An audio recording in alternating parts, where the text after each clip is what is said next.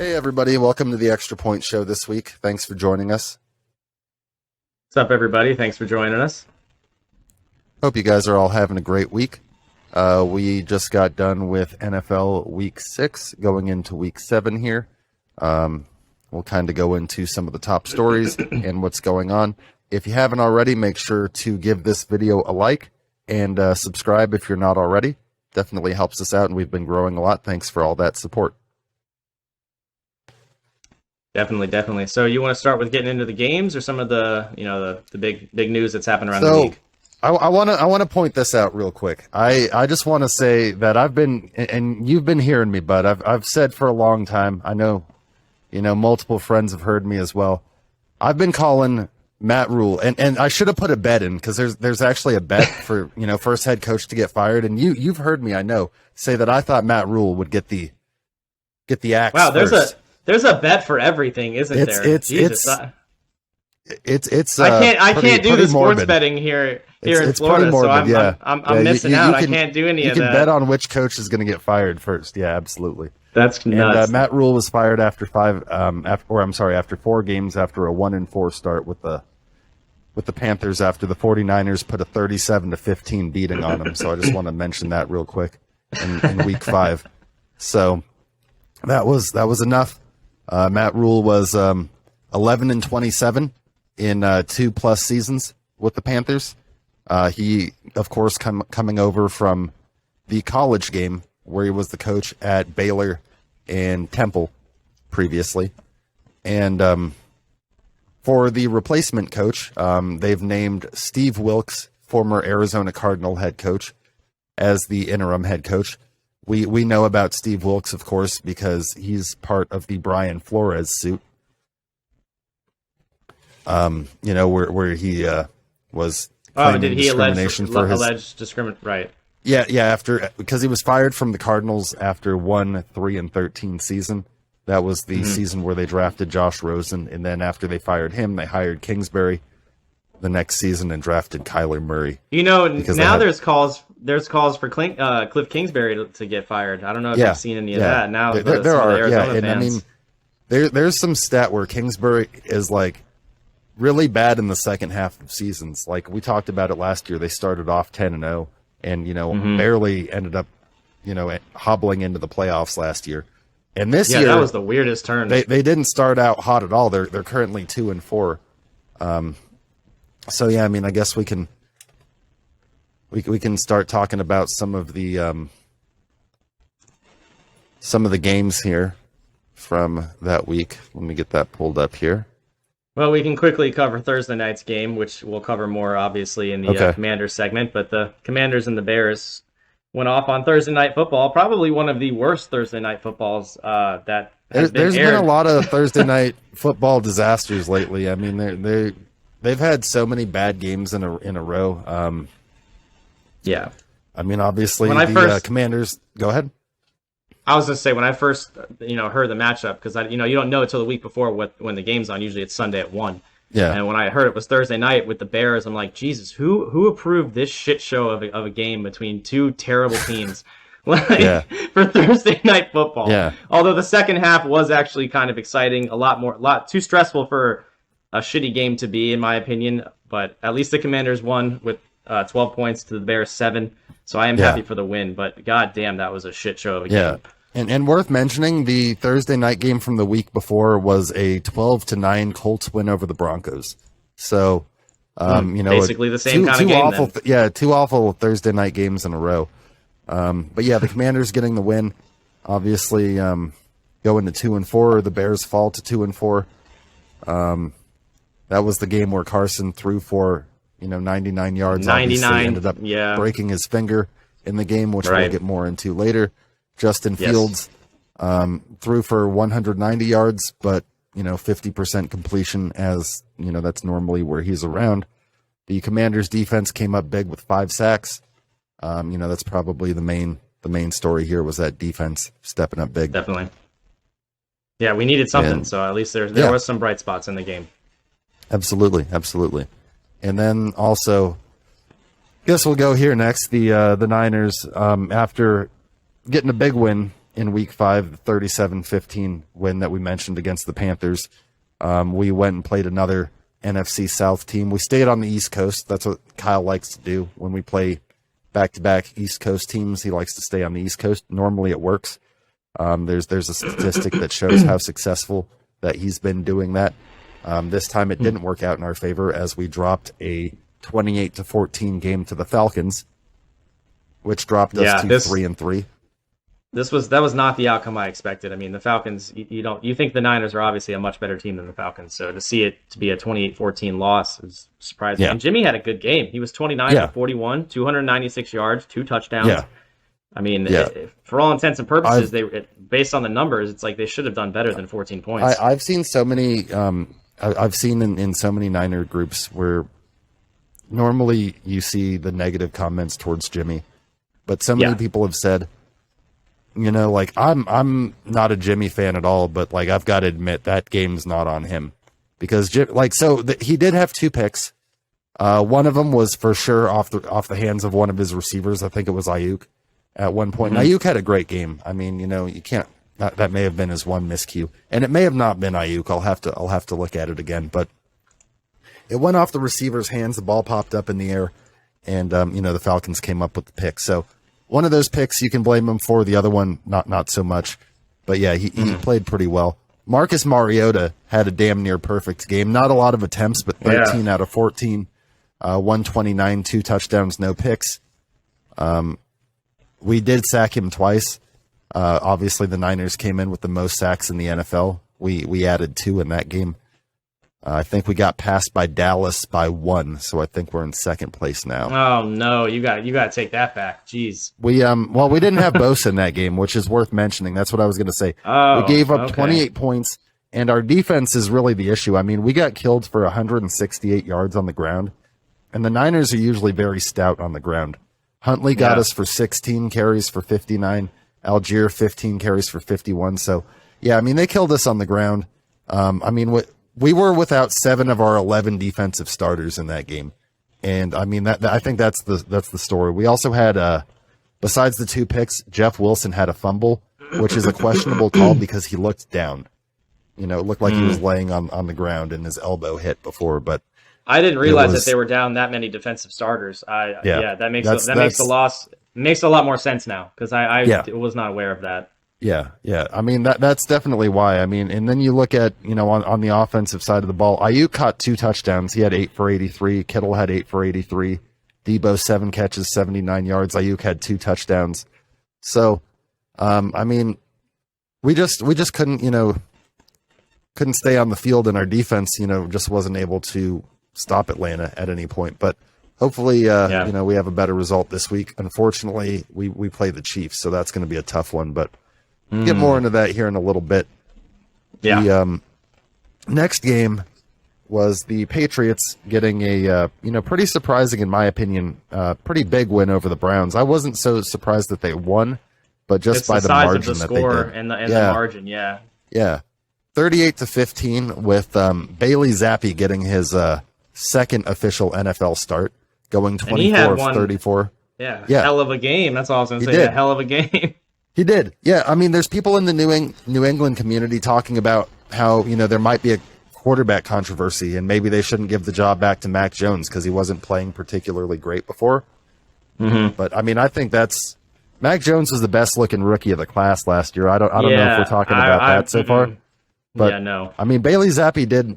He looked good. I mean, and the last game he was in there, he threw for 99 yards. So before we go crowning him the starter, right. You know, like this. People this might see be one. Like they see one good game and they're like, oh, this guy's the future. Like Cooper Rush winning a few games. It's like, oh man, Cooper Rush might be better than Dak. Oh shit, are they going to play Dak when he's healthy now? Yeah, obviously they're going to play Dak. Yeah. I mean, Chubb got held to maybe his most. You know, Chubb's been going off all season. He had 12 carries for 56 yards. That's got to be his worst game. Absolutely. Yeah. Is he the rushing leader right now, or he was? Probably not anymore. After that, he might have gotten passed up. But yeah, he's at least 1 or 2. You know, for sure. I'd say still even after that. Yeah, I would think so. And then this next game here, But so that drops the Browns to 2-4, and the Patriots go up to 3-3. Patriots are climbing up in there, but they're in a tough division, obviously, with the Dolphins, Bills, and Jets all doing pretty well as well. Yeah. This And next then game is go ahead. crazy to me. Like between the score and between Zach Wilson's passing stats. Mhm. So Yeah. 27-10 Jets over Packers, which is surprising in itself. But then Zach Wilson was 10 for 18 for 110 yards. Yeah, he didn't need to do much. They killed him on the Yeah. ground. 179 and insane. 2 rushing touchdowns. Yeah. So Zach Wilson, playing the role of game manager. Obviously, if you bring a MILF mother to the game, he might be hitting her up after the game. That's what Zach Wilson's known to do.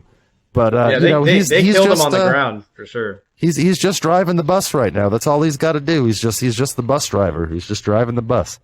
The Robert defense Salah's also got the kinda- defense. Yeah, that's what I was going to say. Rob Salah's Yeah. got the defense playing great, as we've known him to have really good defense. Holding Aaron Rodgers to only 10 points. Yeah, He and the definitely Jets didn't have have matched one of their his win best total games. from last season already. They won 4 games all of last season, and they've already got 4.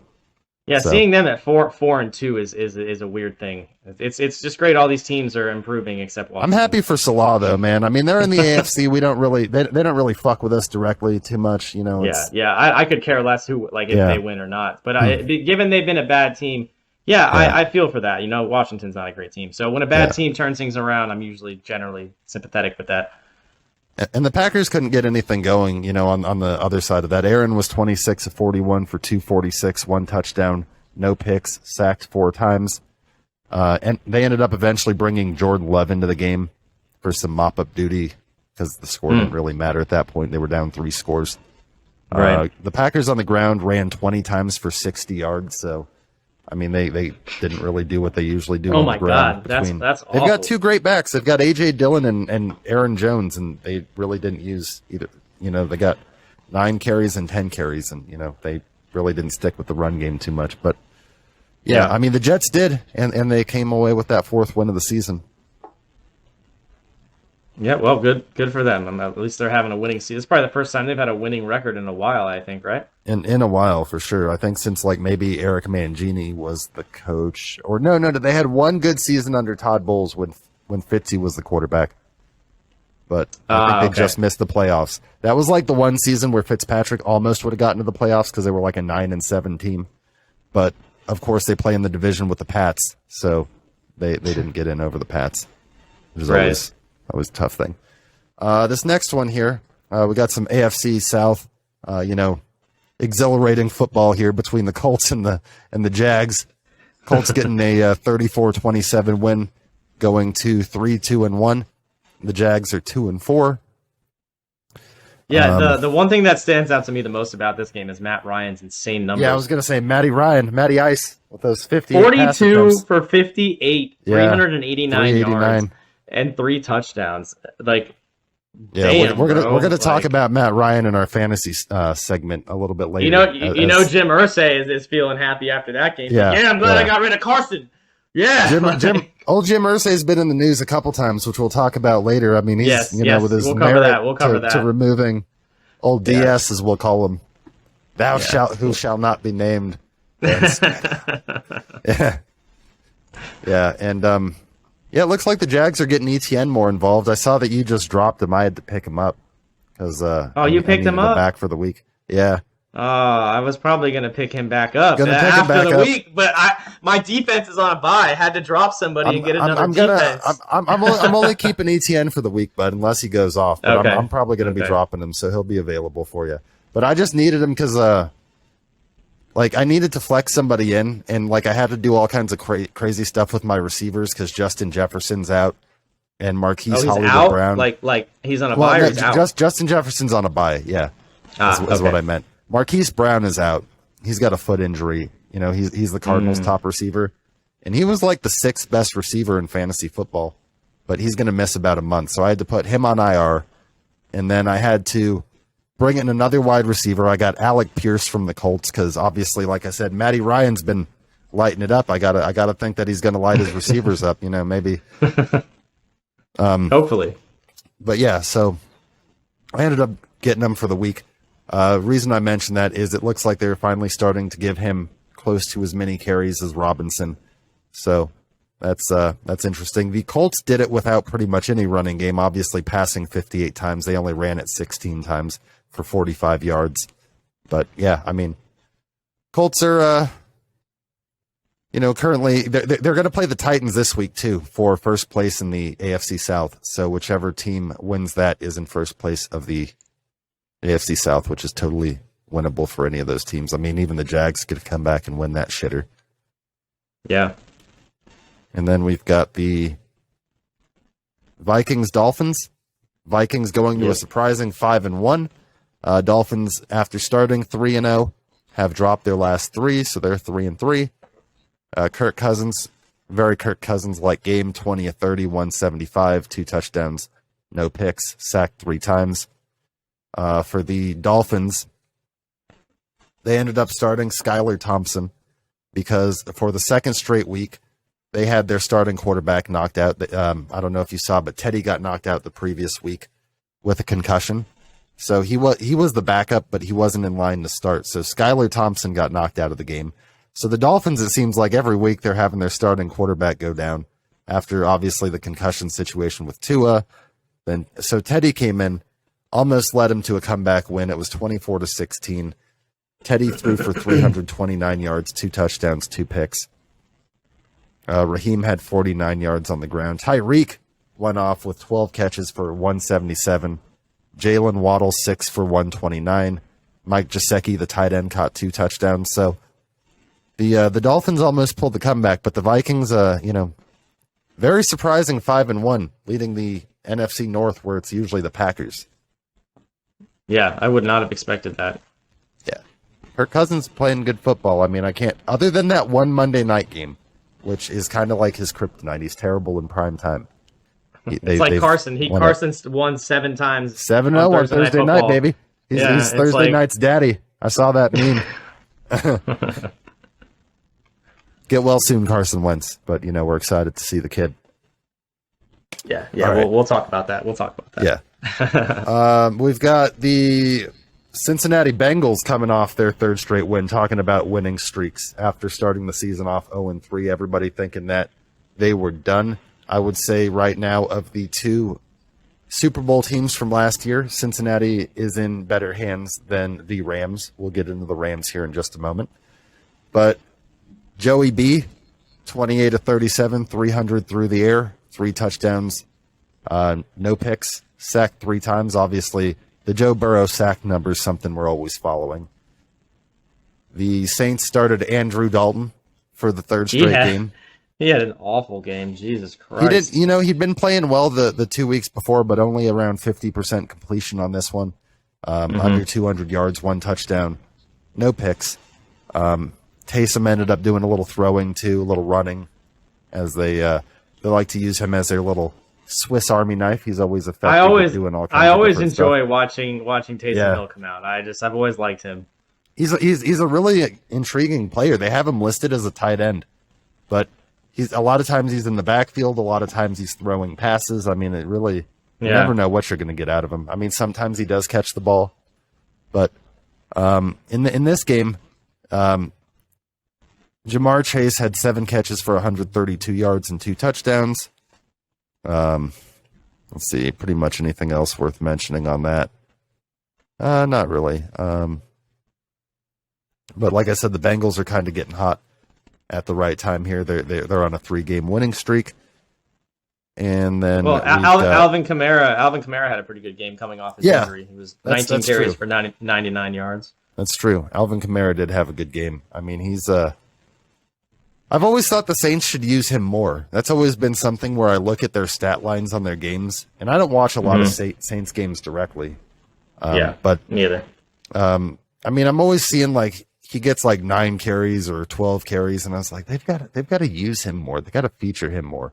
And when you do, you give him 19 carries, you see what the man can do with the football in his hands.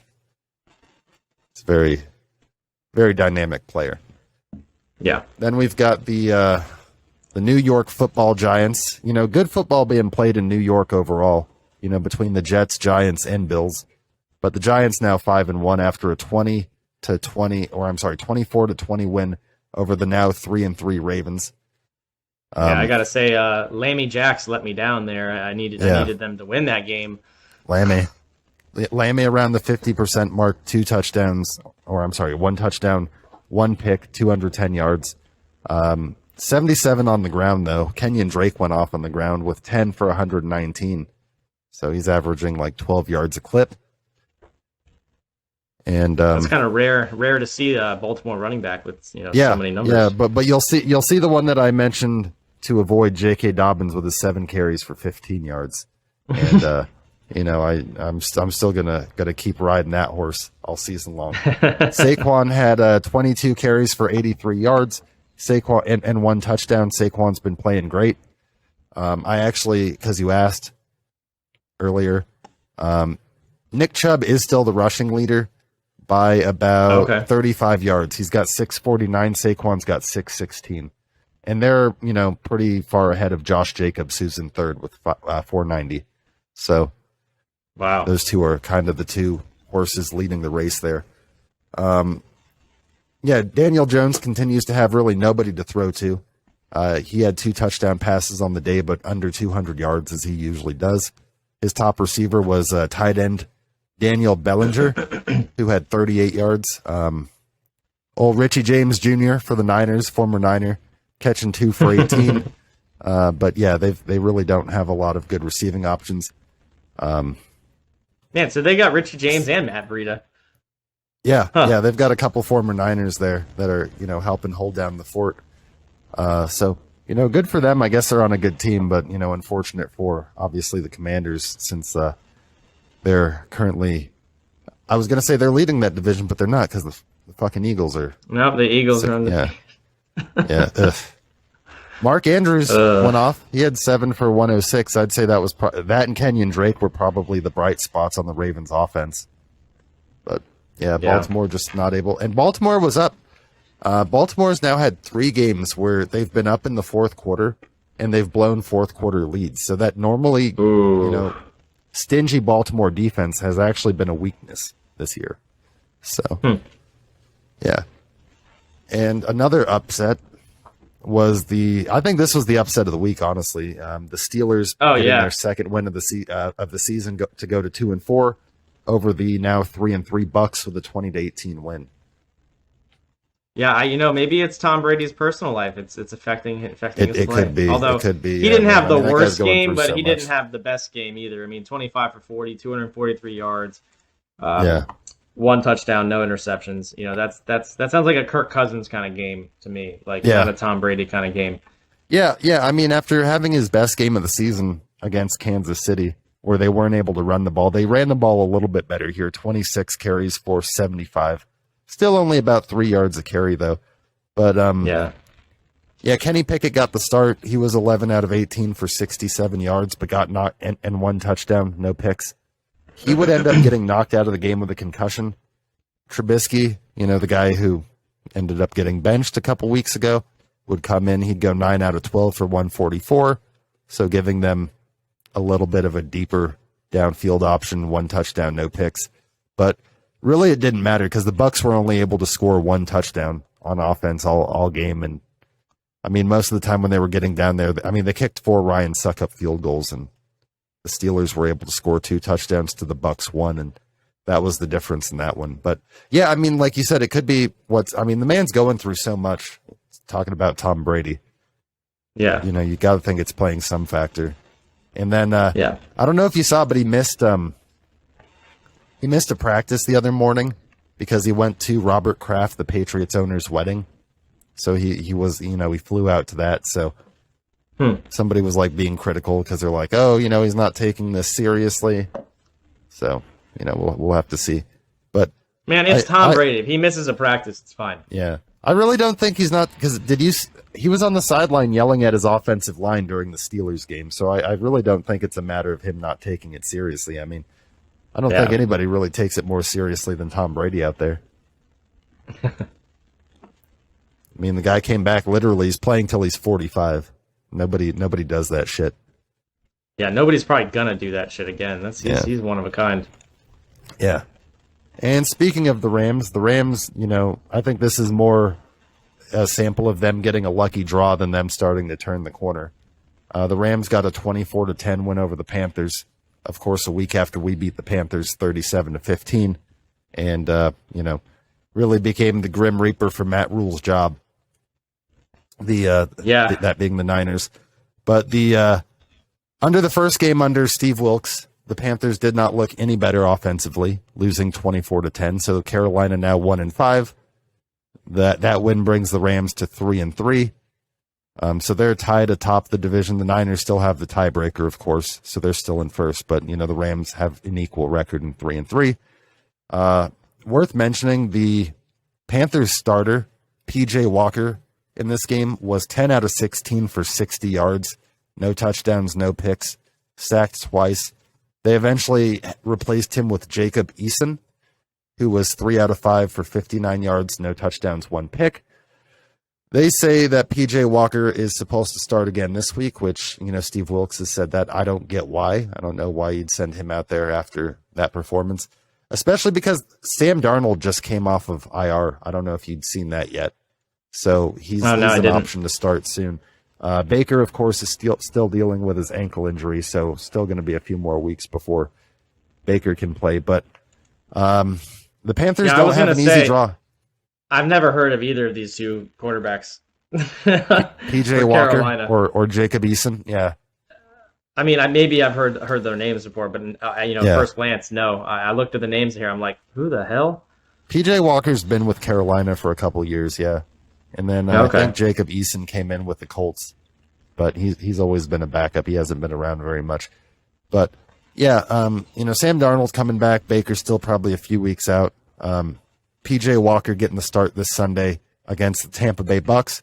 And the one thing the Bucks have been doing well is playing defense. So, you look for the guy that threw for 60 yards in the last game against the Rams defense to probably have a pretty rough go against the Tampa Bay pass rush and Carl Nassib and Vita Vea and all those guys. Yeah.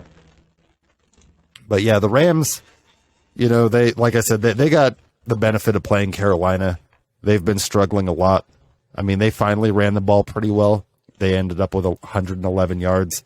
Obviously, they did a little bit better at spreading the ball around. Cooper Kupp only 7 catches. They did get Allen Robinson 5 catches and a touchdown. Ben Skoranek 5 catches. Brandon Powell 5 catches. So it wasn't like the other week where they loaded Cooper Kupp up with 14 catches and, really just expected him to be the only difference maker there. And then let's see here. One thing I wanted to say about the Carolina game that I find funny. Yeah. Christian McCaffrey, it was their top rusher and their top receiver, and he's going to be traded here soon.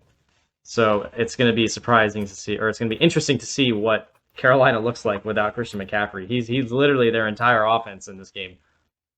Yeah, I don't know why they would move him, but I've been hearing that a lot as well. That there's rumblings going on that Carolina is currently listening to offers, not just for McCaffrey but for other players as well. Now with McCaffrey, like you said, he's been basically this season their entire offense, and he's done a better job this year staying healthy than he has in years past. I mean, he's played in all 6 games. In this last game, he had 89 89 receiving yards on 7 catches, 69 rushing yards on 13 carries. So yeah, I mean, he was pretty much their whole offense in that game, because the next best receiver they had 22 yards. And the next best rusher they had 19. So pretty much doing like over 70% of their offense. Yeah, it's crazy. If they move him, kind of foolish, but there are these teams that have been kind of linked to him. The Broncos, the Rams, the 49ers, and the Bills have all shown interest. Obviously, the Broncos, 49ers, and the Broncos and the 49ers are both teams playing without their top running back. Right now, we don't have Elijah Mitchell. The Broncos don't have Javonte Williams. The Rams have just struggled to run the ball. And then with the Bills, pretty much every week, Josh Allen's their leading rusher because their running backs aren't particularly great. Like sometimes Right. Singletary has a great game, but I could see all those teams trying to make a bid for him. Now, from what I've heard, they Carolina's expecting at least multiple first-round picks for McCaffrey. So if there's any truth to that, that's quite a bit to give up, especially for the Niners, who don't have a first-round pick for the next several seasons, next couple years because of the Trey Lance trade up. So that would be interesting if we were to try to make a move. How we'd do that, we'd probably have to offer a player, and obviously you wouldn't want to send anybody that would break up the core of the team. I personally don't think we need McCaffrey. I mean, I especially with his injury history. I mean, he is a great player, but I just what you'd have to give up to get a guy that's got the injury history of him, I just don't see it being worth the risk. You have plenty of decent running backs on the team. There's Yeah, no I reason mean, to Elijah Mitchell, go Jeff out there Wilson, they're all playing well. We got Tevin Coleman back. He's been looking good. Yeah. I'd say it's Yeah. more likely to go to a team that really does need a running back badly. Yeah. You guys are fine, I would say, in running back. I would say so too. So the date to keep in mind, the November 1st is the trade deadline. So obviously if a move is going to be made, it would have to be made before then. And then according to Schefter, the Panthers have already rejected 2 offers for McCaffrey. And it says that they're not going to budge on a package that they believe is below proper value. So, I mean, McCaffrey's still 26 years old. He's still got, plenty of juice left in the tank if a team's willing to make that move. But it doesn't seem like the Panthers are willing to let him go for pennies on the dollar at all. And Makes last sense. thing I'll mention, on the Panthers is they did make one move already with Robbie Anderson. I don't know if you saw this, but during he didn't have any catches during the Rams game, and he was seen on the sideline getting into an argument with his position coach. It was so it was Panthers receivers coach Joe Daly, who he was seen arguing with. There were several pictures of that taken and video captured on the sideline of him having an argument. Steve Wilkes had to get involved, and I guess they had to have Anderson removed from the field. It looked like they might actually come to blows, which was pretty intense, especially, most notable situation was the Antonio Brown situation last year. This a little bit different, but within a day, he was traded to the Arizona Cardinals, and that, of course, coming off the Cardinals losing Marquise Hollywood Brown for about a month with a foot injury. So obviously he wasn't going to stick around in Carolina after that, kind of sideline tirade, and, gives him a fresh start in Arizona. Arizona is also getting DeAndre Hopkins back this week. So that's should good help. news for Kyler. They've been having a Although, lot of issues. I don't think it's going to fix all their issues, but I think it should. No, help. they've got more issues than that. And Yeah. he doesn't play defense, and they've got a lot of issues on defense too. But Yeah. so that kind of covers all what's going on with the Carolina Panthers. Then we had the Cardinals and the Seahawks, which ended up as a 19-9 win for the Seahawks to bring them up to 3-3 and drop the Cardinals down to 2-4. Kind of surprising that the Cardinals are in last place in that division. I know we all thought the Seahawks would be at the beginning of the season, but Yeah. Seattle's playing good football, especially with Geno Smith. I mean, this game, he was pretty average. Under 200 yards, 20 I'd say and 31. below average. I mean, he had no touchdowns. I mean, he had no ints too, which is great, but pretty below average game. So hopefully he. Right. I have him on He got- fantasy, so I have a bias here. I'm like, hopefully he doesn't keep playing like that. Not that I give a shit Yeah. about Seattle, but He did get sacked 5 times by the Arizona defense. I mean, Kyler on the other Yeah. side, not really any better. 23 Not of really. 37, 222 yards, no touchdowns, 1 pick. He was sacked 6 times. So between these two teams, there were 11 sacks. holy shit. Kyler Murray did have 100 yards on the ground, though. 10 carries for 100 yards. Speaking of that, this isn't entirely related to this game specifically, but anytime Kyler Murray plays and runs with the ball, he just looks like a toddler running He across does. the He field looks or so something. small. Like, Yeah, it's so every time he takes off, like I love Yeah. it. It's so funny. yeah. Like it's just I love the meme that's like Kyler Murray runs like a toddler that has his mom's phone and like won't give he it back. does. He totally does. That's like the best. Just every time I They see should him put like run, some of dude, that I like start circus laughing. music to it, like when he runs, like you know. I think that'd be Definitely, hilarious. definitely. He Yeah. has the funniest like QB run I've ever seen in my life. Yeah. It's probably because Yeah. he's so short, I guess. But You gotta say, you gotta admit it's that. it's the way he runs too. It's not just his height; it's the way he does it. It's everything. For sure, for sure. Yeah. So I mean, Cardinals obviously lost Marquise Brown in that game before he ended up being ruled out with a foot injury. He had 5 catches for 68 yards. Ertz, the tight end, had 7 catches for 70 yards. Like we mentioned, DeAndre Hopkins, D-Hop, is on his way back. Obviously, that's not going to solve every problem, but it will certainly help. So we'll have to see how that affects him. But Yeah, oddly, Yeah, both I mean- teams, their tight ends were their top receivers, both Seattle Yeah. and Arizona. yeah, that's often what you see in game manager type situations. Kyler, I don't think's really a game manager, but he's kind of been playing like it this season, which is surprising. I mean, the Cardinals rewarded him with that big contract, and I mean, he really so far hasn't been playing up to expectations. I mean, he's not the only one that's not playing up to expectations for that team, but definitely quarterback's always what's looked at first. And then He's also not the only quarterback not playing up to expectations. You got Russell Wilson, over there, right. stinking Yeah. it up in Denver. There's been a lot of bad football, or average football. I mean, I think this season, and this is something I wanted to mention too.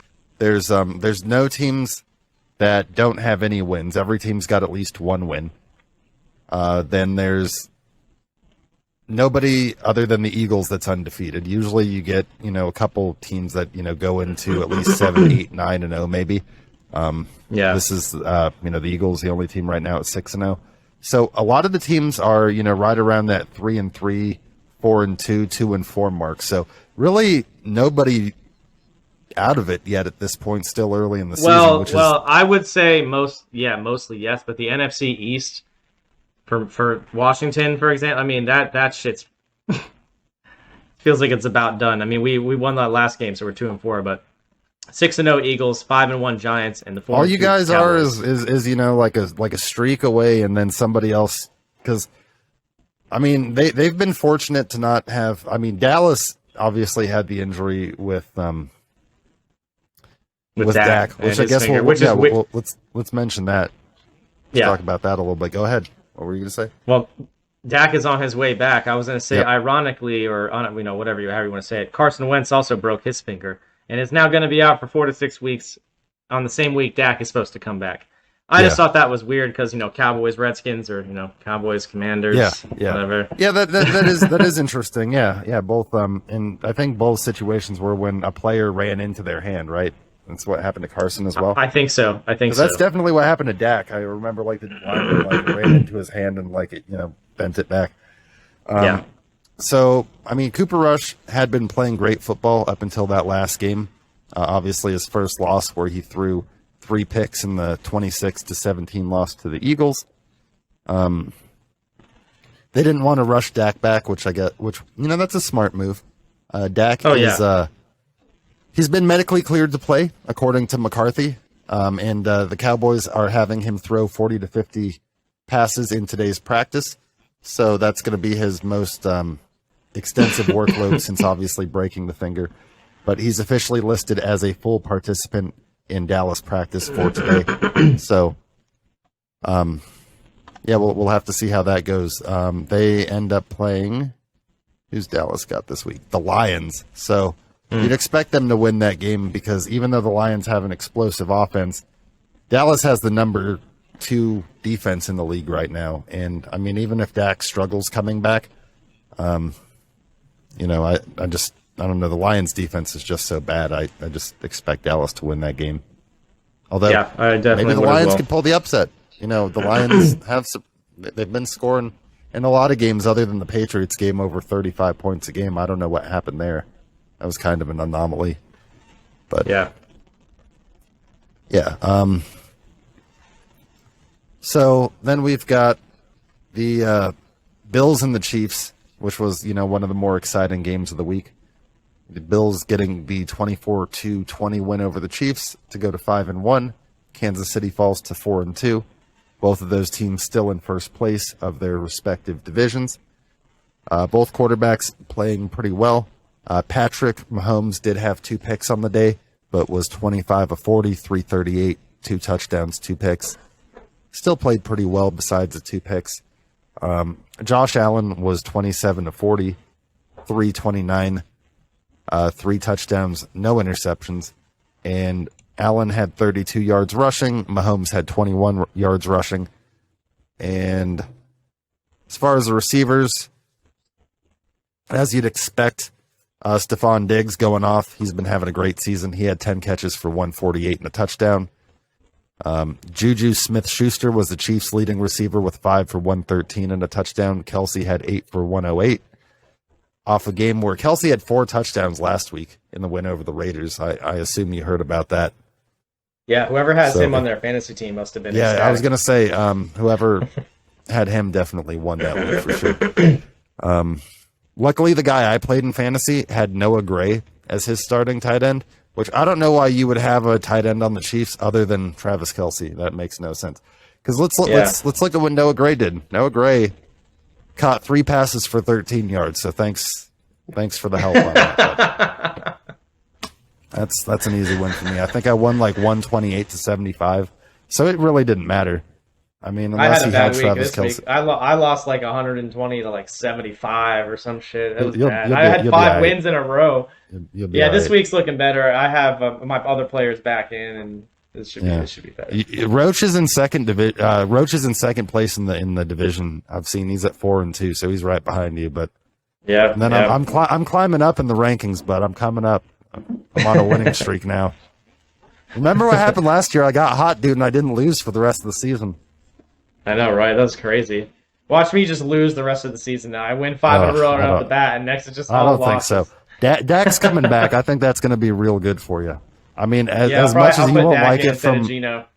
as much as you don't like, well, let's look at the matchup. Let me look at let's look at this real quick because this will.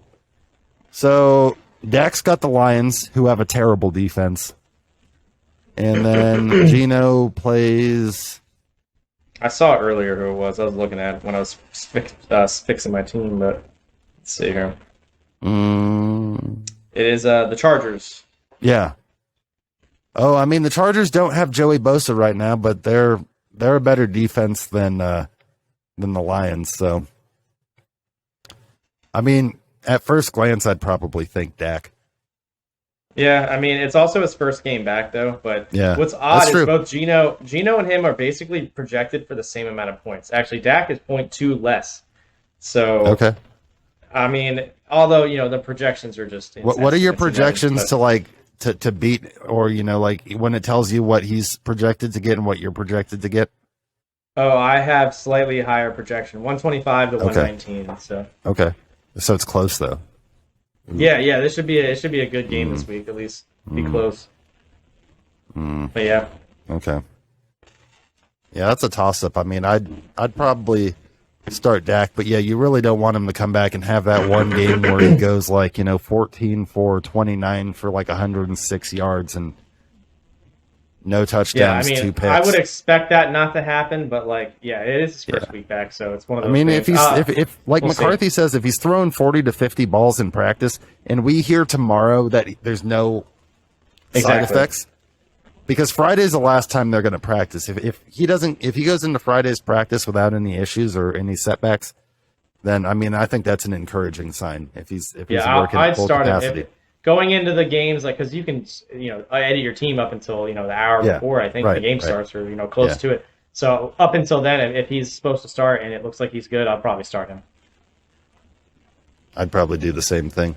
And then let's see here. What else do we have? I mean, Dak's getting paid all that money. I mean, if he doesn't live up to the potential, then fuck me, right? It's like they're giving that guy so much goddamn money. It's and then we kind of talked about this one briefly. The Eagles staying at 6-0 with a 26-17 win over the Boys. drop them down to 4-2. Cooper having his worst game ever, going 18 of 38, 181. His worst game ever. 1 touchdown, 3 picks. I mean, he might have had a worse game in high school or college sometime, but I mean, I think that's probably that's the worst game I've ever seen him play. Hurts on the other side was 15 out of 25, 155, 2 touchdowns, no picks. The Eagles ran for 136. I mean, the Cowboys ran the ball well too. They had 134 between Zeke and Pollard. So, I mean, those guys continue to be effective. But, yeah, I mean, what was the team that had all the sacks? Oh, yeah, Dallas. Dallas sacked Jalen Hurts 4 times, but, you know, it wasn't enough. Cooper Rush just made too many mistakes and, you know, put his team in a bad position. And Eagles are 6-0. Still only last undefeated team in the NFL. Yeah, surprising. Yeah. I mean, I definitely think so. I mean, Nick Sirianni, I will say this about the Eagles head coach. He uses his personnel very well. Like, he's like, we're a running team. This is what we're going to do. I mean, obviously, he knows that the team's limited as far as passing goes. But, you know, that's really what they specialize in. They just really go and bully other teams on the line of scrimmage, and that's how they win. Yeah. And then the last game of the week was I thought this game was going to be a little bit better. I don't know why every week I expect Russell Wilson to play better. I mean, something in me, maybe it's just, you know, it's the fool in me, dude. It's the years of watching this man in the NFC West just, you know, play great football. I'm just like, it can't last forever. Russell Wilson's eventually, and he's had one good game, but he went out and he had another shitter in this one. He was 15 out of 28 for 188, 1 touchdown, no pick. The touchdown pass came early. You know, the Broncos were up 10-0 in the first quarter. It looked like things were going well, and then they scored 6 points the rest of the game.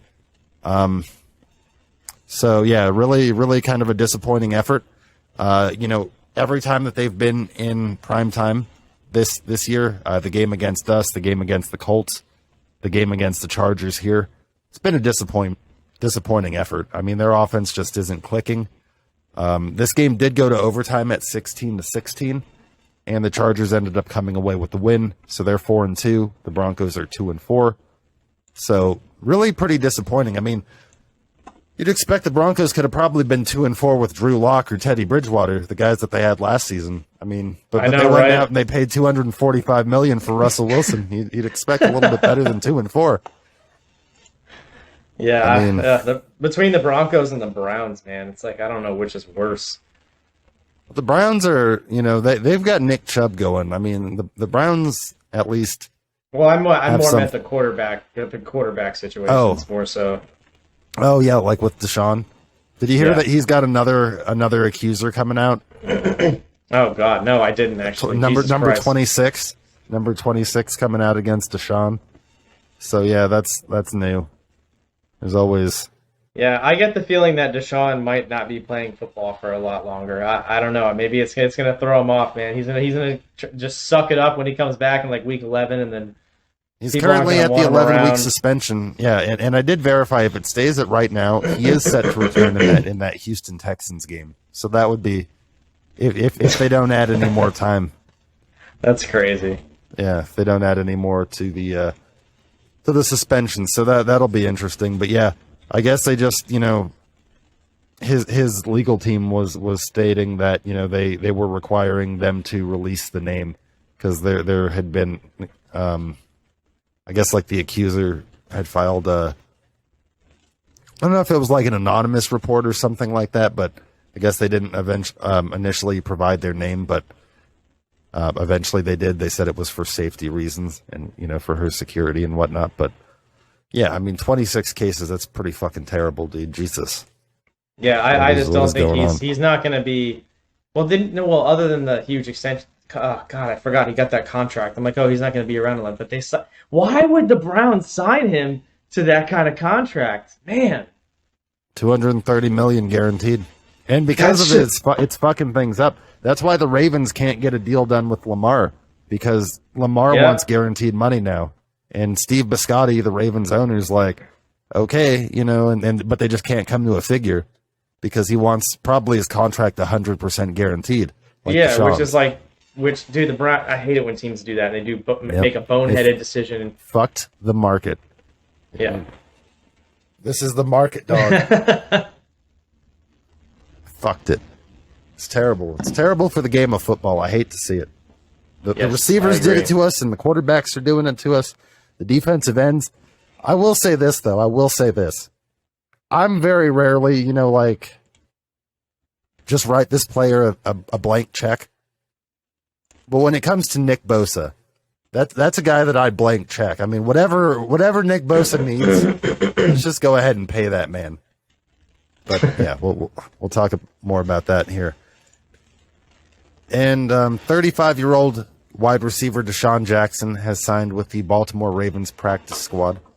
He hasn't played, of course, since last season when he was with the Raiders and played in 9 games, catching 12 passes for 233 yards and a touchdown, which, the guy's 35 now, but that was still good for 19 yards a catch.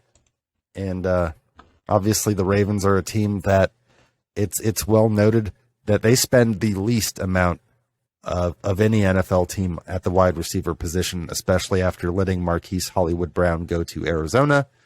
Their top receiver, of course, is second-year receiver Rashad Bateman, who's still on his rookie contract, and they have Duvernay, of course, but they're really not paying much at receiver. So hopefully they can get Deshaun Jackson going, and he can be a deep threat like he's been in the past. Obviously, he's been a great player with Washington, with the Rams. He's been with the Eagles. Deshaun Jackson's been everywhere. I think he's been with the Bucks.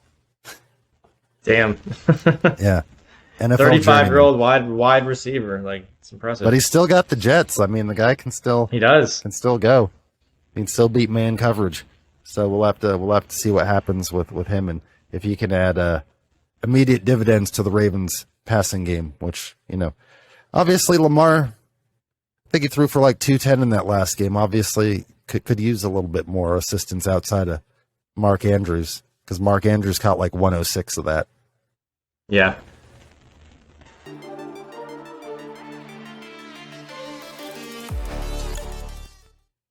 Hey, what's up, everyone? Welcome to this week's Commanders Countdown. We are recapping a win, which is good news, but as I'm sure most of you are aware, it was a bit of a rough win. Sloppy game. For sure. Very sloppy. It was a 12-7 victory over the Bears on Thursday night, which, as I said earlier in the show, I was surprised to see that this was a Thursday night game. I'm curious, like, Carson what NFL is the Thursday night king. Now 7-0. Maybe that's what it was, because he's won 6 games, in a row, and now 7 beating the Bears, which was this was much too stressful of a game for my liking for such a shitty game. Coming down in the second half, and it just really got. They almost won on the last play there, and then he didn't get the touchdown, and managed to keep the win. But Benjamin St-Juste, coming in, and obviously he's playing now because there's a lot going on now with William Jackson III, and obviously whether he's requesting a trade or not requesting a trade, he has come out and said that he's not looking to go elsewhere, but he was benched. Obviously, notably, a couple weeks back in the was it the? It wasn't the Bears game, was it? It was the game. It was the game before. It started in the previous game, and then I think it was also in this game. He was benched. Yeah, and I thought I had heard that he said something about wanting to be in a better scheme fit. Yeah, so he's used to playing a lot more man coverage in Washington under JDR. Jack the River, as we like to call him, Jack the River. They play a lot of zone. So yeah, he's playing a lot more zone than he bargained for when he came over here and signed that big free agent deal 2 seasons ago. So obviously it would depend on what you guys are able to get him for in asking price, so you guys would have to find a suitor that's willing to meet what they're willing to give him up for. But yeah, I mean, Benjamin St-Juste making a huge play at the goal line, stopping the receiver. Was it Pettis, or I'm trying to think. I think it was it was Mooney, stopping Mooney at the goal line just short. Huge effort. But yes, sloppy game overall by both offenses. Yeah, he saved the game there with that play. And yeah, I mean, if you look at the quarterback numbers, Carson Wentz, he had a terrible game, but also he was dealing with a lot of injuries, not even just the finger, which Yeah. I don't remember He exactly when came that in. He happened came during in the with a game. bad hand, and then like he broke his finger in the game. So it's like on top of that. He had a bicep issue going on. They wrapped Yeah. his foot at one point. So like Carson was clearly banged up. So the fact he only threw it was 12 for 22, 99 yards, no touchdowns, no interceptions isn't exactly surprising given what he was playing through. I don't know if Yeah. that was necessarily the smartest decision to keep him out there. Yeah. But Justin Fields didn't have a very good day either. 14 for 27, Yeah. 190, one touchdown, one interception. But that is a little bit more normal for him. He runs a lot He's usually more. around that 50% mark. Yeah, and usually Exactly. the Bears part of the Bears offense is trying to get those deep shots going, which they didn't have a ton of success with. You guys shut them Yeah. down pretty well as far as that goes. But yeah, I mean, What I was going to say, what really surprises me is the rushing number differences. The Bears, almost have twice as many. Well, 100 more yards than us. We had 128. They had 237.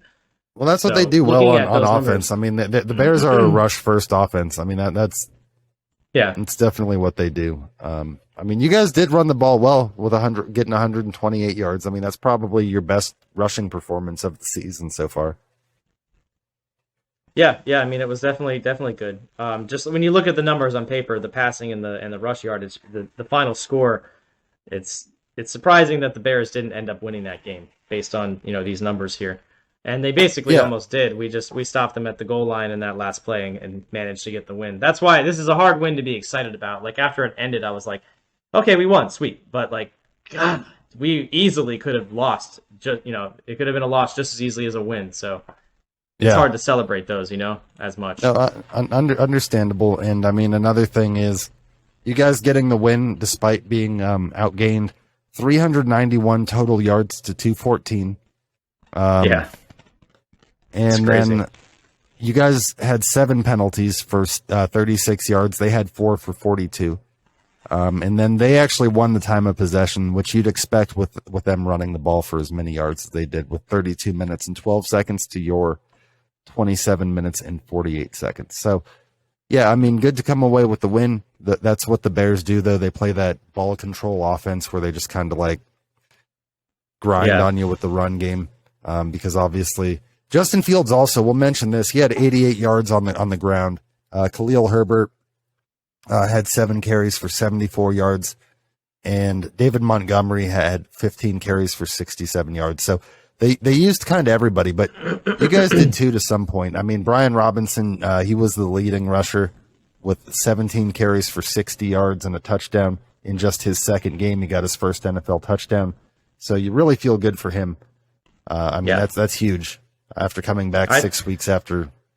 I'd say all the running backs did good. Brian Robinson, Yeah, Antonio Gibson and JD averaging McKissick. 7. I mean, Yeah. And then McKissick averaging 10. So and then Yeah. McLaurin had even had two for 11, and then Carson with his 2 carries for 2 yards. Good attempts there, Carson. You tried. Yeah. Yeah, I saw one play when he was trying to scramble out of there. Yeah, I mean, but Yeah. the top receiver obviously was Terry with 3 for 41. I mean, and besides that, we'll mention this: rookie Cole Turner, tight end, playing in just his second game after missing the first 4, did catch his first 2 passes for 23 yards. So that was encouraging. And to one of see them because- was for 18 yards. That was his longest Yeah. catch. So Yeah, obviously not they were bad. playing their second straight game without Logan Thomas. Hopefully they can Yeah. get Logan back for the Packers this week. 'Cause, Yeah, you that know, would be he's- helpful. And yeah, because we need. I know John Bates and him are both on the injury list right now. So Yeah. I mean, we need to at least get one of them back. Obviously, I prefer Logan, but even just to get John Bates back in there would be Yeah. great. Yeah, and then you got to give it up because the Commanders' defense between the last 2 games, one being Oh, against that's what I wanted to mention. I was trying to think about. So Yeah. there was Cole Holcomb. Cole Holcomb had a hell of a day with 12 Yeah. total tackles on the day. He did. He went off. Yeah. And then the other thing I was going to mention is just, inclusively of the entire defense. We'll put this up on the screen here. But in the last 2 games, Washington has actually gotten 10 sacks. 5 in the game against the Titans and 5 in the game against the Bears. In the game against the Bears, Montez got one. Cam Curl got one. John Allen got one. Effie Obata, who's, quietly gotten 3 sacks on the season. He's been a good get, one of the few former Carolina Panthers that everybody was critical of that's actually working out.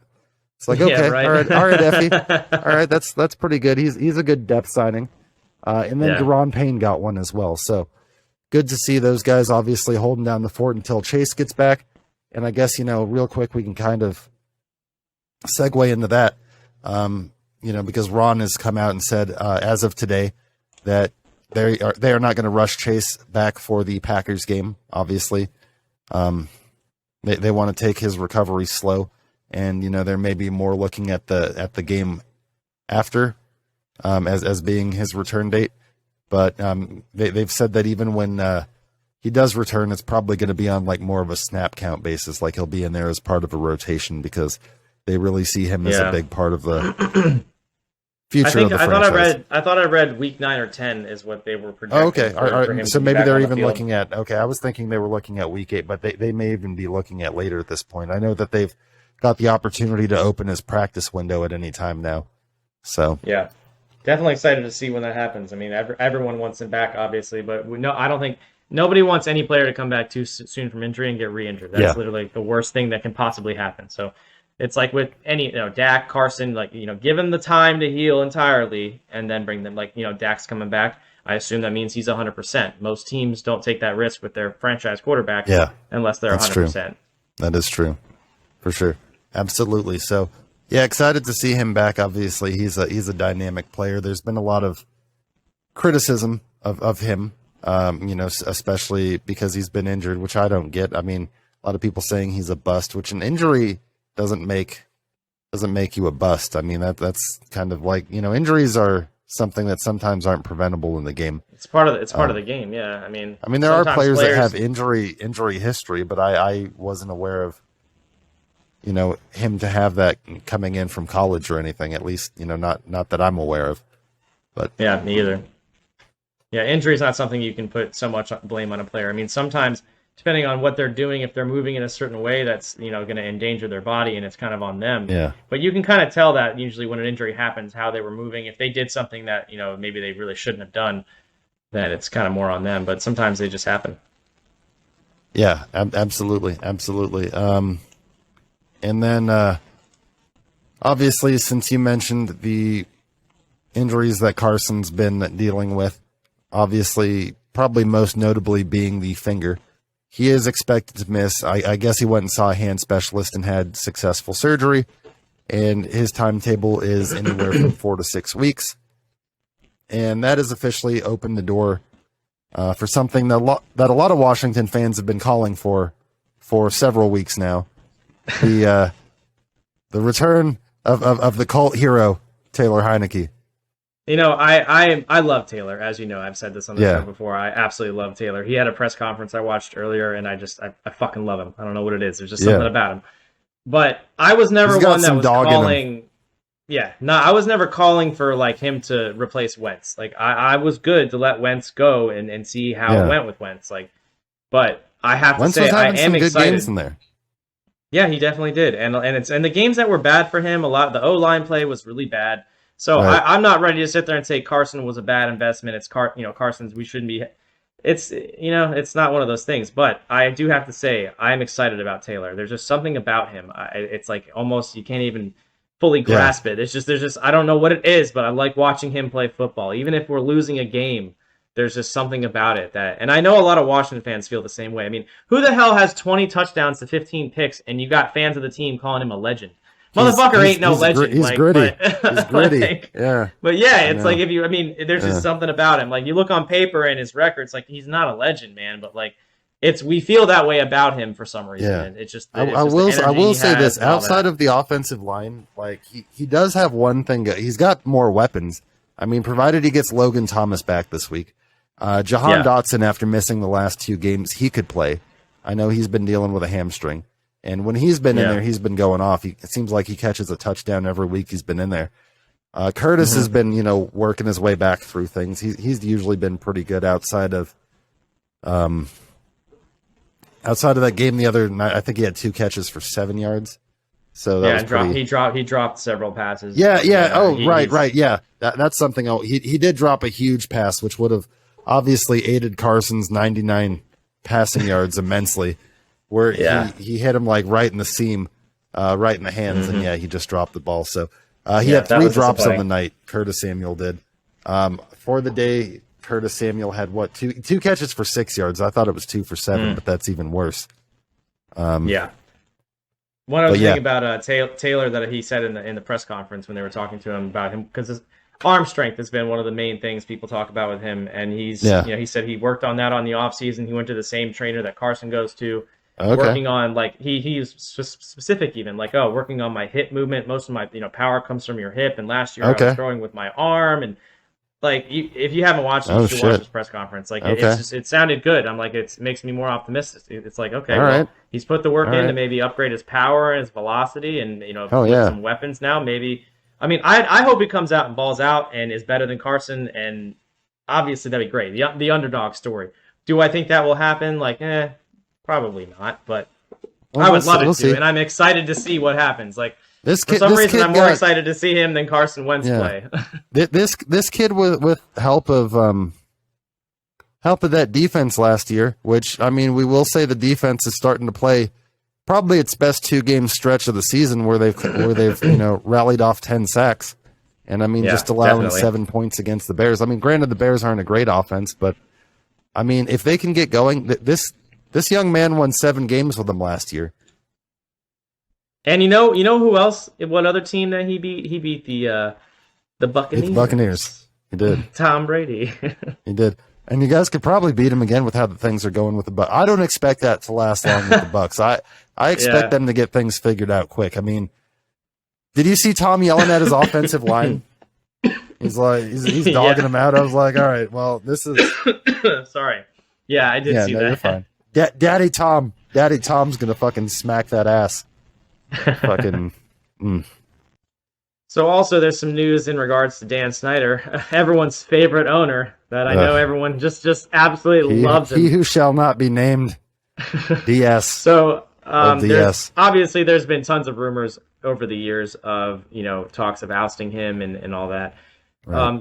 There has been one owner, Jim Irsay, who take that for what you want, but he's quoted as saying that there's some merit in removing him as an owner of the league. So, which there has never been any owner that's actually said that out loud. So it is somewhat of a newsworthy thing, but I would say take it with a grain of salt. There's been a lot of stuff with Dan Snyder over the time. Until I see something more concrete happening, I don't want to sit here and say like, oh, he's on his way out. It's happening. Like, yeah, there's a little more happening right now. There's one owner that called him out, but I would say let's wait and see what happens.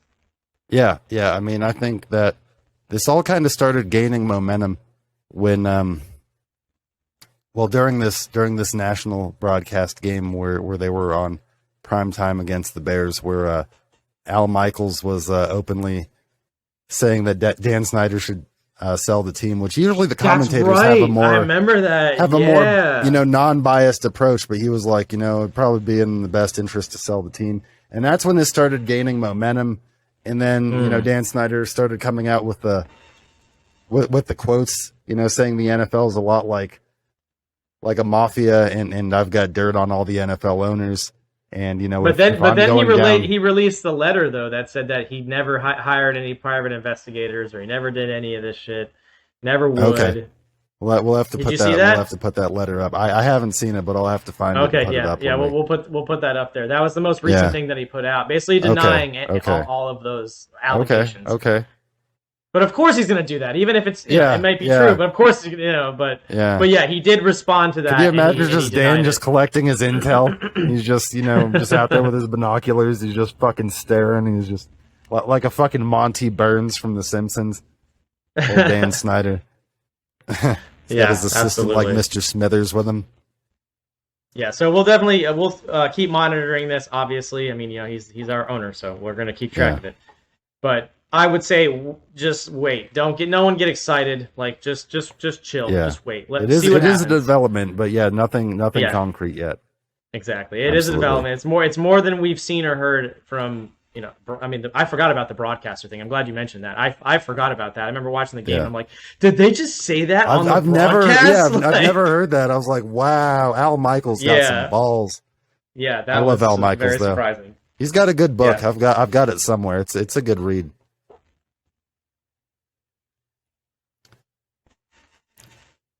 Yeah. So we have the Packers coming up this next Yep. week, and the Packers are only 3-3. They have not looked, particularly threatening. They're so beatable. They're beatable right now. I would say Aaron I would doesn't- say they're beatable. Definitely, yeah. Yeah. And with Taylor coming back in, I really would love to see them beat the Packers and Taylor get a win his first game back in. That would be nice. Also notable, Aaron's going to be without Randall Cobb, the receiver he's got the most familiarity with. So it's going to be a lot of probably the tight end Robert Tonyan. All right. And Aaron's got a lot of young receivers like Christian Watkins, Romeo Dobbs, a lot of guys, Juwan Winfrey, a lot of guys that aren't household names at all. Sammy Watkins might come back, but he's coming off injured reserve. So, I mean, Okay. if Benjamin St. Juste and Kendall Fuller, like they've been stringing together some good games. If they can shut them down, the Packers are probably going to be trying to run the ball after not being able to run for more than 60 yards last week against the Jets. I would imagine they're going to probably be throwing a lot of Aaron Jones at you guys and things like that. They've got that 2 running back attack. But yeah, I mean, Aaron has I don't think he's thrown for over 300 yards and more than 2 touchdowns in a game. He's had some good games, but he hasn't had those true Aaron Rodgers games where he's got like 350, 4 touchdowns. There haven't been any of those.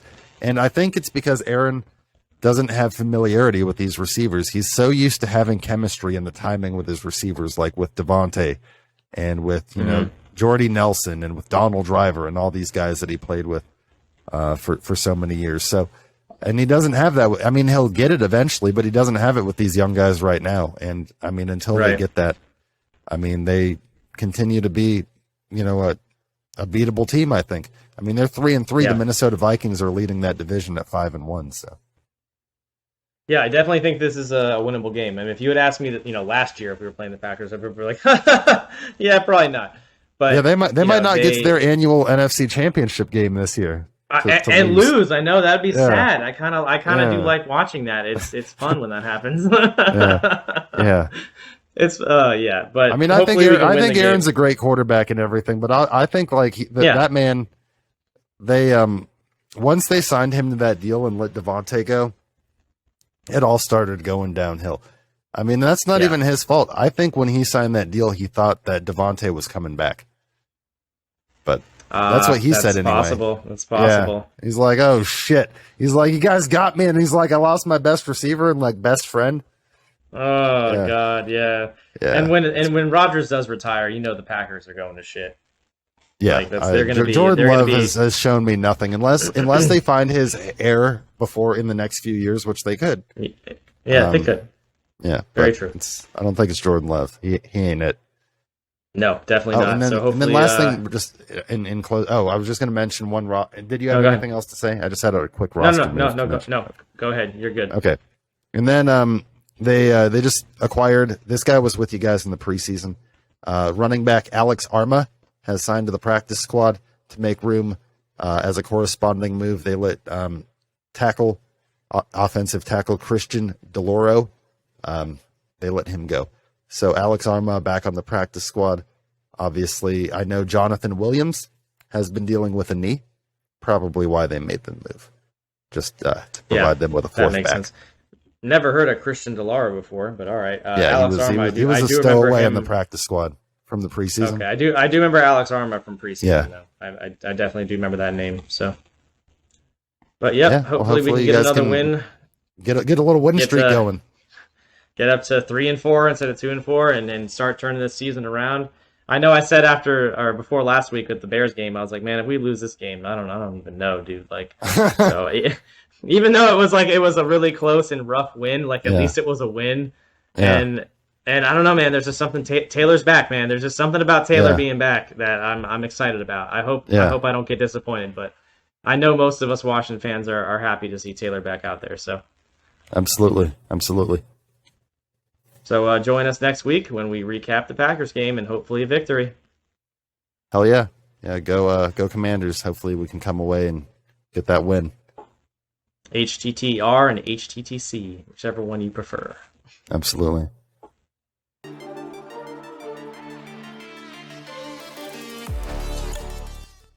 Hey everyone. So this is something that we usually don't do. We'd already recorded the Niners news update for the week, but it's certainly warranted given the huge news that's happened in the last couple days.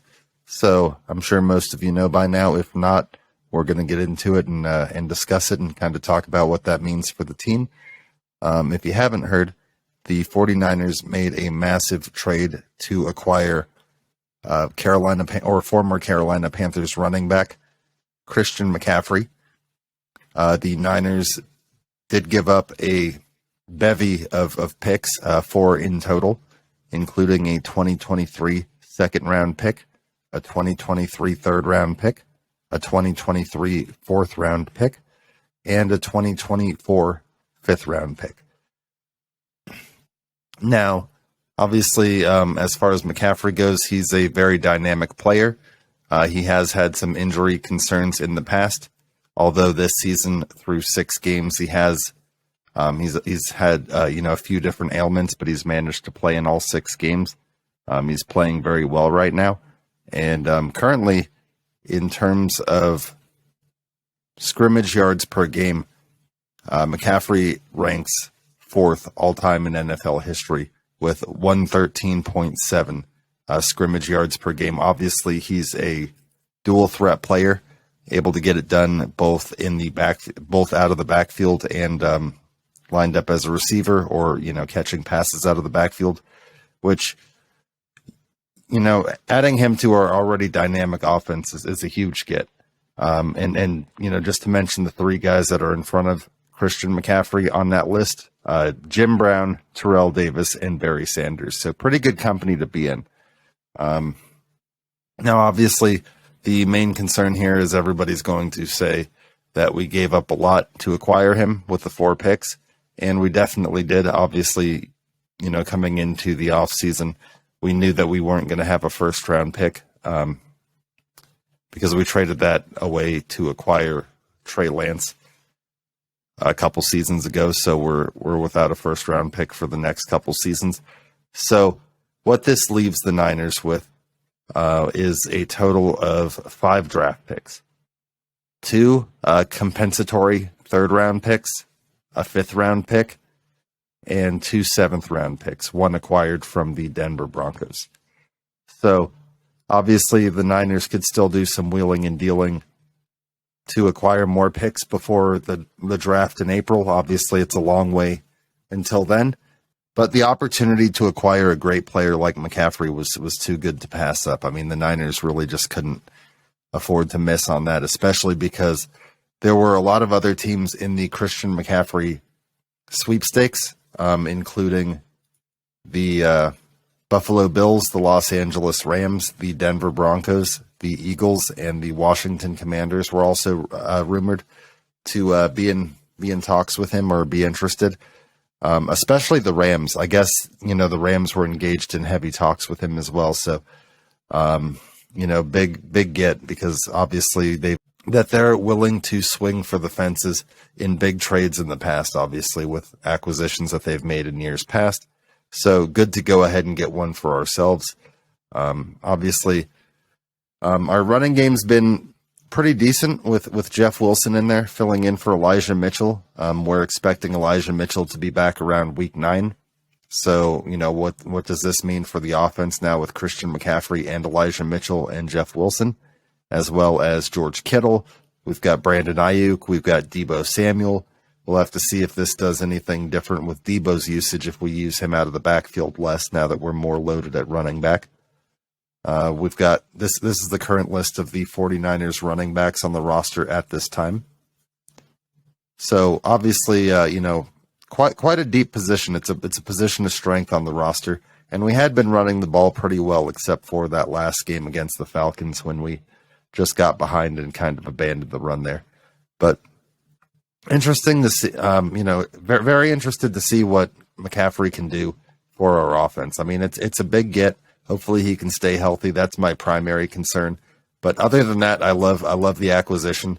I wasn't sure because what I was hearing from the rumblings was they were going to want, a definitive multiple first round picks for him. That ended up not being the case. So we ended up getting away with. We ended up getting him for a second, third, fourth, and fifth. So definitely a lot less than I thought the asking price would be. Although 4 picks is still pretty considerable. Last thing on McCaffrey is it is expected already that McCaffrey will play Sunday against the Chiefs, which would be huge. Obviously, we're going into a game where the Chiefs have a lot of offensive firepower and have been known to score a lot of points. So just having McCaffrey on the field, even for limited plays, I think he's going to be mainly featured in red zone packages and things like that. Will be a big get. I mean, even if he's a decoy, he's obviously going to draw coverage there. But I'm very excited to see what he can do. Notable about Christian McCaffrey, his dad, Ed McCaffrey, the famed wide receiver for the Denver Broncos for a lot of years, actually was a former Niner himself, playing on the 94 Niners team when Mike Shanahan was the offensive coordinator. So kind of interesting that at one point Christian's dad played for Mike Shanahan, and now Christian, Ed's son, is going to play for Kyle Shanahan. So kind of interesting there. There was also an article that Kyle Shanahan used to be Christian McCaffrey's babysitter at one point, although for a short time. So kind of cool how that all came together. Welcome to the Bay, Christian. We're happy to have you. And McCaffrey was making really good money with the Colts. Although the Niners get a little bit of a deal this season, we're only on the hook for $690,000 of McCaffrey's salary for the 2022 season. In 2024, it does go up to $12 million, and then in 2025, it goes up to $12.2 million, but with just $1 million guaranteed for injury. So that's notable as well. Former Washington Redskin quarterback RG3 really liked the move. He ended up putting out a tweet saying that the 49ers have McCaffrey, Debo, Kittle, Juszczyk, and Ayuk, that they'll be the most versatile offense in the NFL, personnel-wise. They have a running back who could be a starting slot receiver, a wide receiver who could be a starting running back, and a fullback who could be a starting running back or tight end. Nightmare matchups. And I agree. I mean, we were already pretty good on offense, although we've played below expectations in a few games, but definitely a huge move to get Christian McCaffrey. I mean, really excited to see what he can do. I think he's going to pay immediate dividends on Sunday against the Chiefs. And just a couple other things to get into here. As of the last game, Jimmy Garoppolo becoming the 7th franchise leader in passing yards, or moving into 7th place all time. And Kittle moving into 9th place in receptions all time with 354, which is behind Gene Washington, who had 371. And that moved him ahead of Michael Crabtree and his 347. Speaking of Michael Crabtree and the 2012 49ers team that he was on, the 2012 Niners will be in attendance, at least some of them, this coming Sunday against the Chiefs. Among the 49ers players and coaches that will be in attendance are former head coach Jim Harbaugh, former quarterback Alex Smith, got the Alex jersey right here representing, as well as Patrick Willis, all-time great, Navarro Bowman, his linebacker mate, Justin Smith, the Cowboy, Aldon Smith, Mike Upati, and Joe Staley, of course, future Hall of Famer Joe Staley. So a lot of greats going to be in attendance this Sunday. So hopefully we can get a win on the day that we're honoring the 2012 Niners team. Of course, that was the team that went to the NFC Championship game, and then they went to the Super Bowl the following year. So great football team that we had there. Really happy to honor them. Kyle was asked about how he felt about, Jim Harbaugh. And he said it's awesome. I've always been a big fan of his. So he's looking forward to, getting to interact with him and seeing him at the game on Sunday. So that's pretty cool. I mean, definitely the best two coaches we've had since the days of Steve Mariucci and, of course, before that, Walsh and Seifert. So, yeah, I mean, great to have, Coach Harbaugh back in the building. Hopefully we can get a win while we're honoring all those guys. Obviously, I expect a high-scoring shootout. We're going to talk more about that here in the Niners News Update. I just wanted to jump in and talk about a few urgent things that were, kind of pressing and breaking right there. So stay tuned for the rest of the Niners News Update right here. Hey, what's going on, faithful? Wish we were coming to you after another victory. Of course, 2 weeks ago we smoked the Panthers 37-15. We weren't able to keep the momentum going. However, dropping the last weekend's game 28-14 to the Atlanta Falcons. So kind of a bummer. Yeah. Definitely a surprising outcome. I mean, I know going into this game, talking last week, we're like, oh, it's Falcons. You guys should have this. Yeah. I mean, certainly on paper, the 49ers are the better team. We'll get more into that in a second. Real quick, if you're not already, just make sure that you like and subscribe to the channel and like this video and check out our other videos as well. But yeah, I mean, as far as this game goes, we came in, we were the favored team. But worth noting, the 49ers playing without 7 of their 11 defensive starters. Among those players, safety Jimmy Ward, defensive end Nick Bosa, defensive tackles Javon Kinlaw and Eric Armstead, cornerback Emmanuel Mosley, who we lost a couple weeks ago against the Panthers. He's out for the season with a torn ACL, unfortunately, so we're going to miss him for the rest of the season. And let's see, there were even a few more players I feel like that we didn't have. Oh, Charvarius Ward was out of that game as well.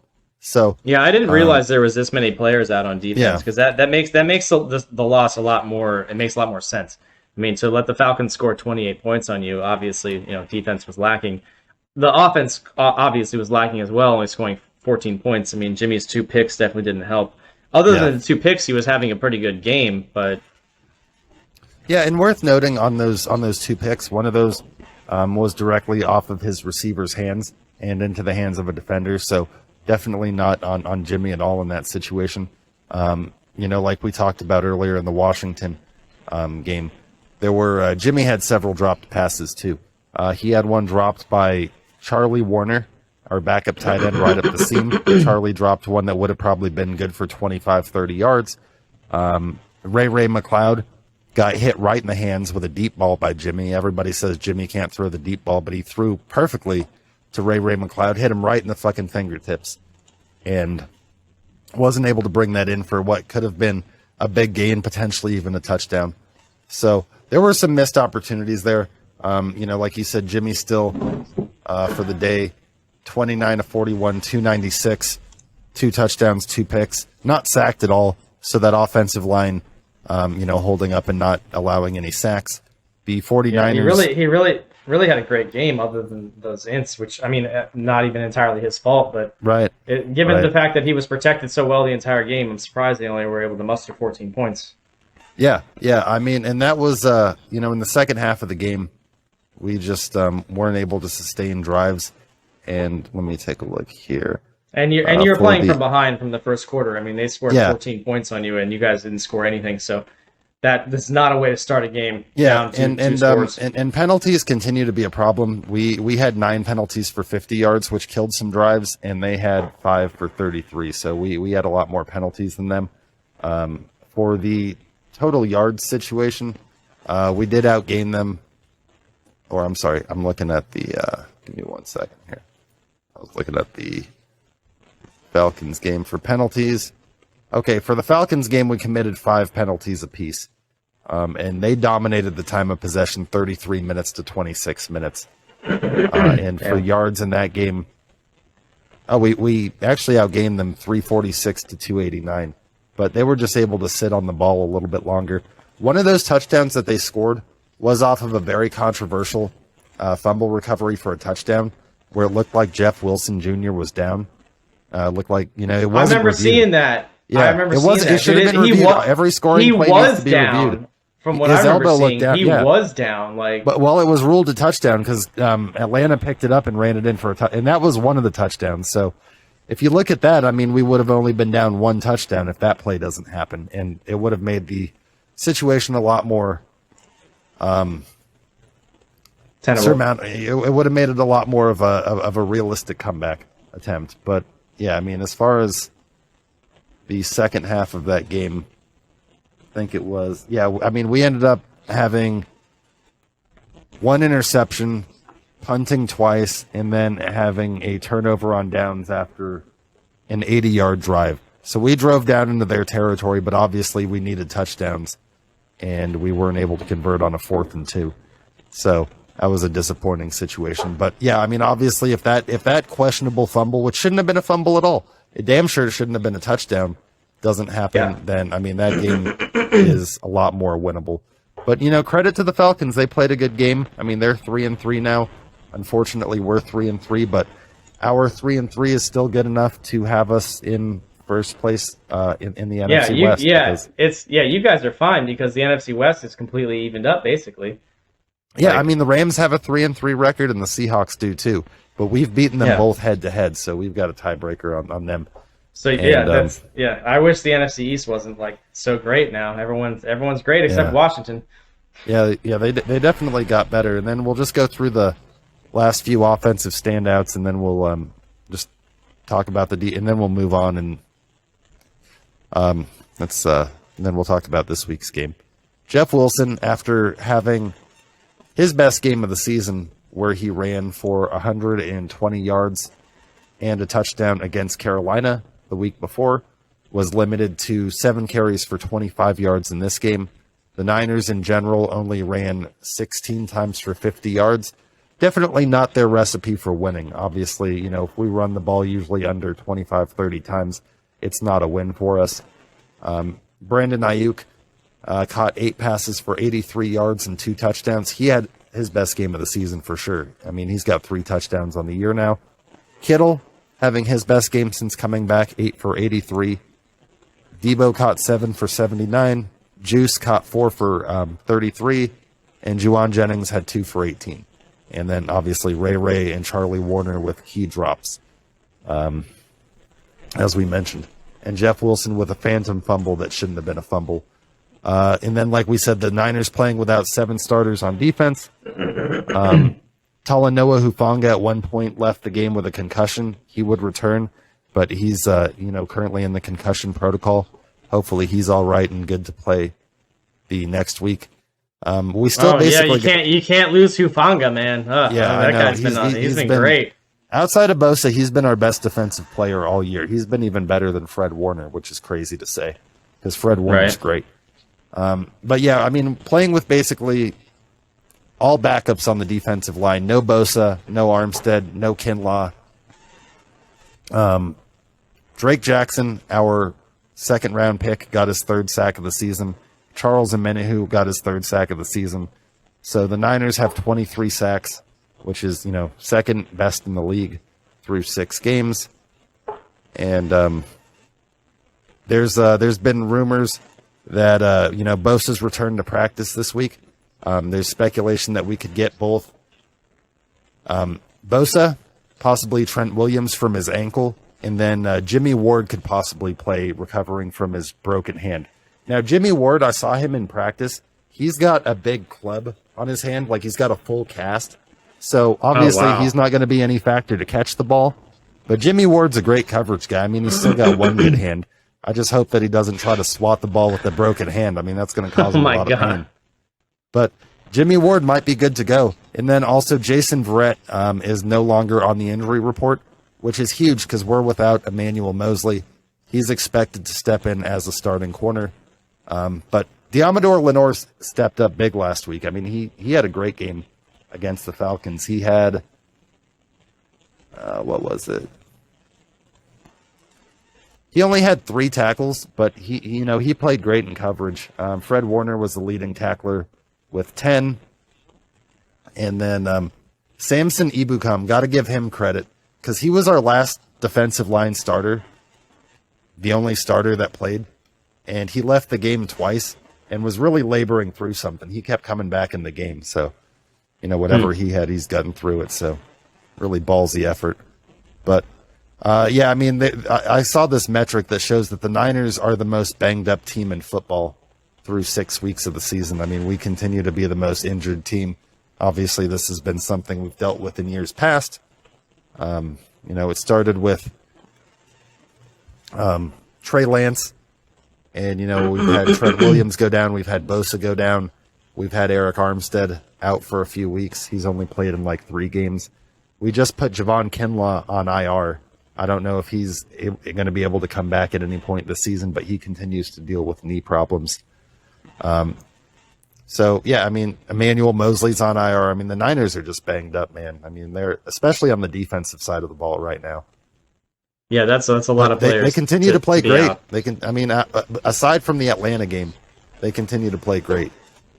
So, unfortunately, this week though, we're going to be tested. We've got the Chiefs, and this is yeah.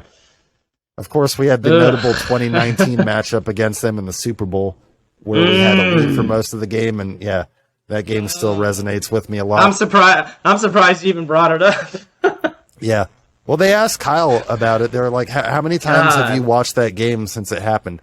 And he's like, honestly, I don't watch it a lot, but he's like, I've watched it a few times to plan for them schematically because, they've got to get ready for them and game plan for them. So, we'll see.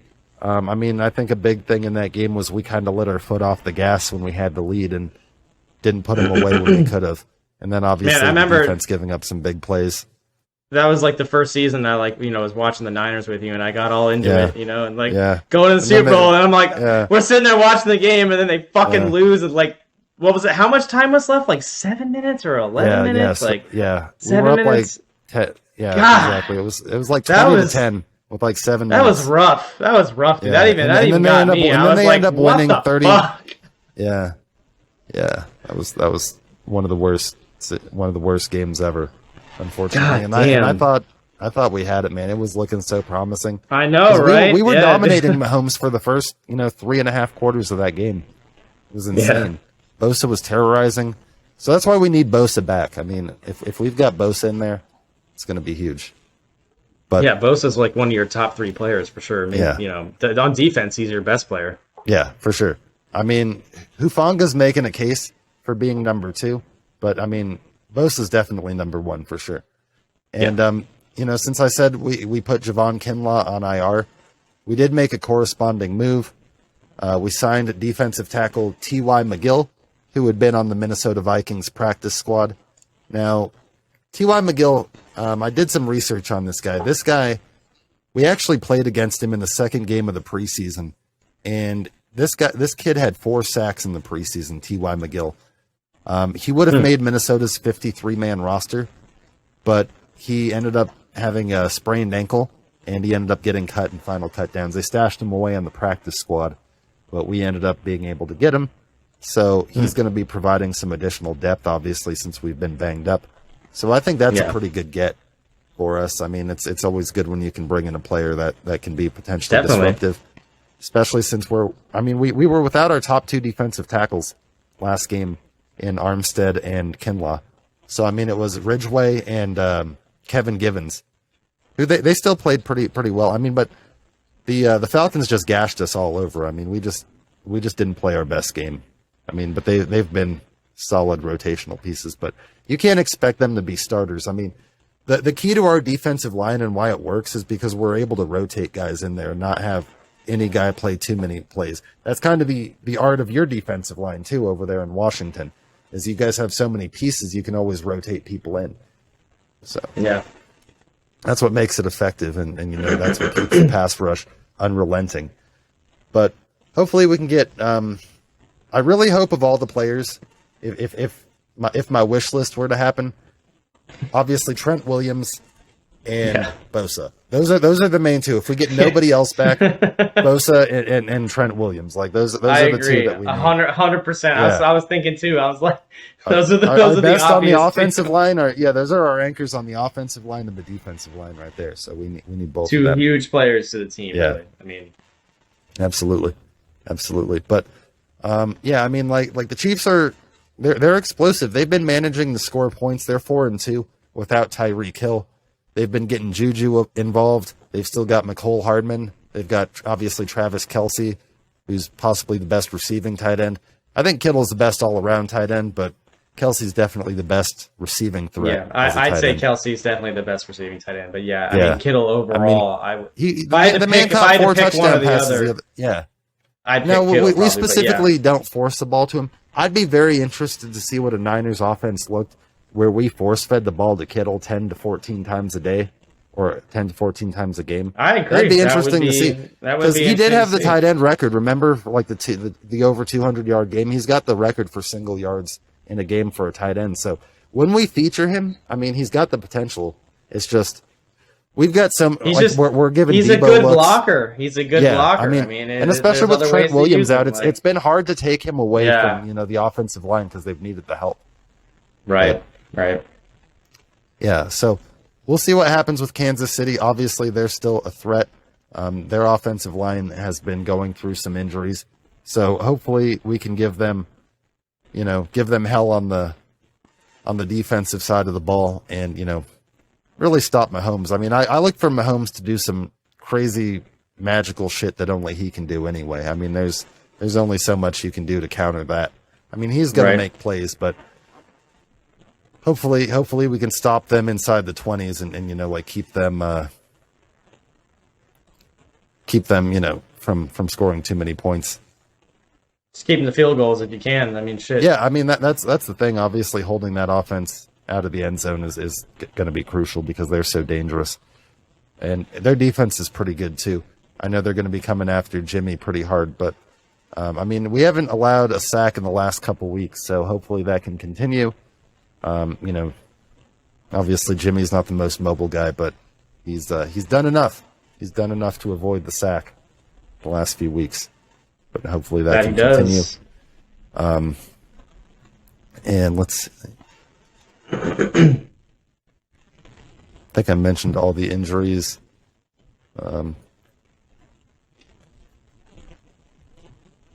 Robbie Gould played in the last game. I don't know if you saw the fucking hit that Robbie Gould took in the Panthers game. I did. Yeah, where he made we allowed 2 big returns and Robbie Gould put himself out there and basically got himself taken out. We signed a kicker, Sam Sloman, to the practice squad, and there was questions about whether Robbie would play. Obviously, he wasn't really a factor much because we only scored 14 points, but he made his 2 extra points after having a knee contusion, or what was labeled as a knee confusion. I saw on one thing, which was pretty hilarious. I was like, how the fuck you got knee confusion? I was like, I don't know if Robbie can come back from that. He might be out for the season. Knee confusion. That's a new one. What is that? Yeah. Shit. Yeah, I was like, that seems like it's at least 8 to 12 weeks of knee confusion. But Jesus. Yeah. But Robbie, the oldest kicker in the league at 39, continuing to be kind of a badass. Maybe we should take Robbie off kickoff duty and put Wishnowski back in there. Because that's what we were doing last year. I mean, Wishnowski's a little bit more spry, able to make the tackle. And as you saw, Wishnowski's terrible at kicking it. He made 1 out of 2 extra points, but the one he missed was so far off. Those were hard. Those were hard to watch. Yeah. To be honest. Yeah, I know. Wishnowski obviously doesn't practice field goals and extra points, which maybe we should start doing that. Ryan Schneider, our special teams coach, should start emphasizing that being a part of practice. But yeah, I mean, hopefully we can come away with a win against the Chiefs. If we do, we're going to have to play pretty close to flawless football. We're going to have to limit the turnovers. We had 3 against the Falcons. But yeah, I mean, hopefully we're talking about a win next week. I mean, the Chiefs they're 4-2, and one of those losses was against the Colts, who are kind of an average team, and we're way better than the Colts. So if we can get some of our pieces back, we can get a win. I'm hoping that we can pull it off, Faithful. Follow us next week. We'll recap the game either way. But thanks for joining us this week. And that's going to do it for the Extra Point Show this week. Make sure that you subscribe if you're not already. It really helps us out and helps us grow. Give us a like as well. Absolutely. And if you're a Washington fan or a San Francisco fan, make sure to always check out the Commanders Countdown and the Niners News Update. Okay, well, thanks for joining us, and we'll see you all next week. See you next week.